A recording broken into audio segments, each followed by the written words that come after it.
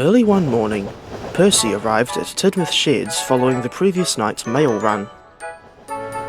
He was surprised to find Sodor's Residence Class 17 sitting in front of the station master's house. What's going on here, Derek? Did you try to reenact Thomas Comes to Breakfast or something? Heavens to Betsy, no! I'm just resting before my next run to Alsborough. Why Alsborough? The Fat Controller has asked me to haul some of the ballast trains while Doc is in for repairs. He's essentially taking my place in the workshop, after I got a much needed overhaul. That's good to hear. Well, not the part about Duck needing repairs, of course. I hope it's nothing too serious. Me too. His constant ramblings about the GWR still piss me off sometimes, but his work ethic is still respectable.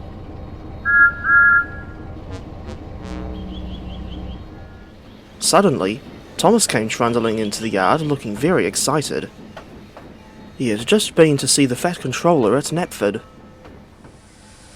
Guess what, Percy? Sydney Sweeney took off his shirt in front of the Fat Controller?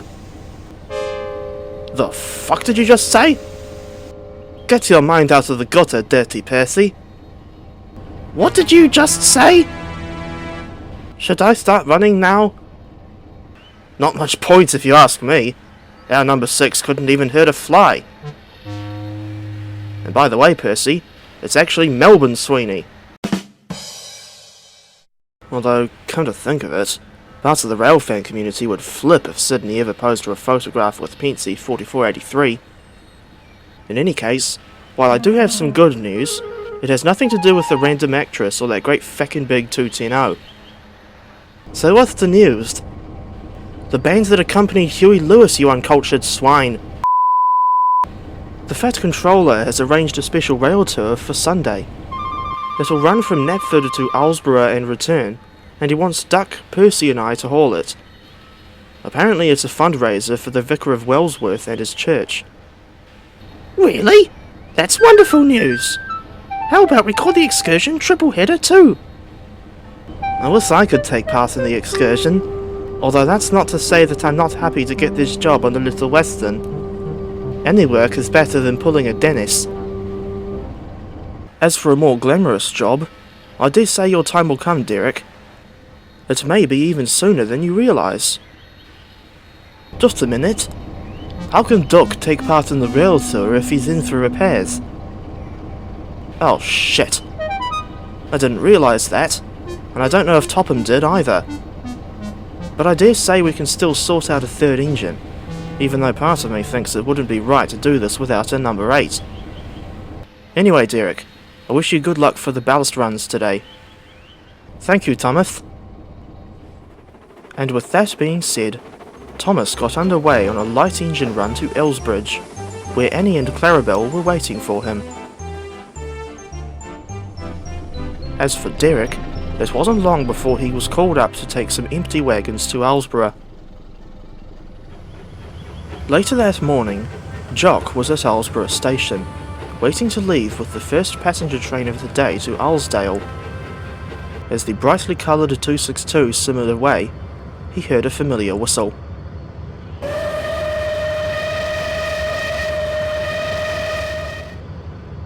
Did you hear that, Frank? It sounded like Mike's whistle. As opposed to sticking power or teamwork. Ha ha, very funny, Frank. Why don't you go smash up the shed wall again? If you ever bring up that incident again, you'll star in the 15-inch gauge equivalent of Oliver Owns Up. What's that supposed to mean? I'll pretend to be a runaway truck and shove you into the fucking turntable pit. Oi! What's all this bitching about, Angry Frank? I could hear you from all the way back at Bridge Street Station. I brought up the incident with the shed wall again. Right, I guess that makes sense, although I don't condone his threat. Neither do I. Anyway, I brought down some ballast for Derek. I wonder how he's getting on. Speak the devil's name, and he appears. Sure enough, Derek came trundling into the yard with his wagons, but he didn't look happy. Mike waited until the diesel had shunted his train under the chute before saying anything more. Anything more? What's up, Derek? You are, for a start. As for me, I'm just a bit put out by the fact controller not choosing me to haul an upcoming rail tour. It's crazy, I tell you. Crazy. But that's how it goes. Permission to speak, sir. Go ahead, Corporal Jock Jones the Butcher. Oliver once told me that you should try to take your mind off of things that upset or anger you. You'd be surprised at just how much better you'll feel if you do. That's a good idea. I'll give it a shot on my way back to Tidmouth. And on that note, the Arlesdale Railway's Lone 262 puffed away from the station, leaving Mike and Derek to chat for a little while longer. Once the Class 17's wagons were all loaded, he set off back down the Little Western. As for Frank, he saw sense and decided to keep his trap shut. 6 days later, it was time for the special excursion. While Edward sorted out the coaches at Knapford, Thomas and Percy sat at the washdown outside Tidmouth, but Percy was concerned about something. I'm concerned about something. I'm a fucking fortune teller. Fuck off, narrator! Anyway, Percy, what are you concerned about? We haven't heard anything about Duck's condition all week. Topham said the train will have 6 Season 1 express coaches, but that'll be far too heavy for you and I to handle alone, especially up at mainline speeds. Oh dear. Oh dear, oh dear. I wonder if Derek could help us. Are you sure about that? Of course I am. It'll be a bit like the time when an A2 helped the Tate EMU on those excursions up the top end of the Sunbury line.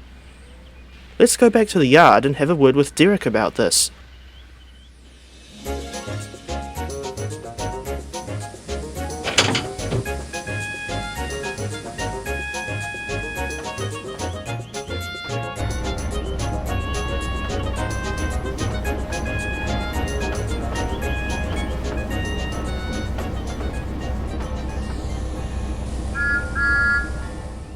Hey up, Derek. Are you doing anything this morning? Nothing of particular interest, since today is my day off. The ballast trains are usually lighter on weekends, so Oliver's taking them this time instead of me. In that case, I don't suppose you'd mind doing us a favour? Depends what the favour is. If you want me to look after Charlie and Billy, the Manning Wardle saddle tanks for the day, you can fuck right off. Oh, hell no. It's nowhere near as absurd as that. I was going to ask if you could help Percy and I with this rail tour. Do you really mean that? Yes, indeed. Duck is still at Croven's Gate, and Percy thinks the two of us won't be able to manage alone. Alright then. When is it scheduled to leave Knapford? At 12 o'clock, which should give us enough time to get there without being late. Topham went ahead with Percy's original idea and marketed the excursion as Triple Header 2. But after a bit of reconsideration, I reckon it should have been called the Crazy Train. Stuff the branding! I'm just excited to finally take a passenger train. In the same way that I hope your engines don't overheat again. Don't tempt fate, Percy. Sorry, Thomas. Anyway, let's head off to Knapford. After we each go on the turntable, of course.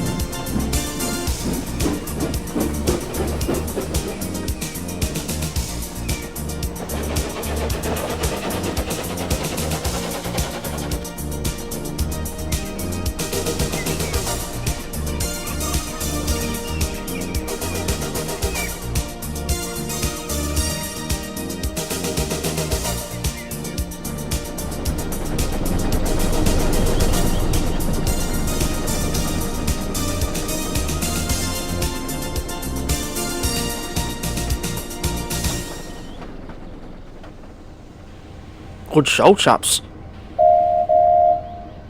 Here, here.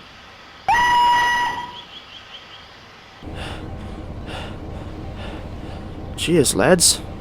But we couldn't have done it without Derek's help. That may be the most heartwarming thing anyone has ever said about me. I trust that the passengers are enjoying themselves. If it's any indication, I haven't heard them get so bored to the point where they're resorting to watching AEG just to pass the time. I hope they wouldn't have to resort to such a cardinal sin. Power tools are pretty boring after all. He means Thomas's abominable till D rebuilt, you dumbass. Disgraces to Wilbur Audrey's legacy aside, Percy and I needed to run round to the other end of the train for the run back to Knapford. And I'm staying at this end. We'll have a top and tail formation for the return trip. That way, rail fans standing track sides can get a better shot of me without the noisy steamers in the way. I beg your pardon? Only joking, Percy. Okay, if you say so. In any case, I dare say the Reverend Charles Laxey will be very pleased at the success of this excursion. Cheers, Bert. I certainly hope so.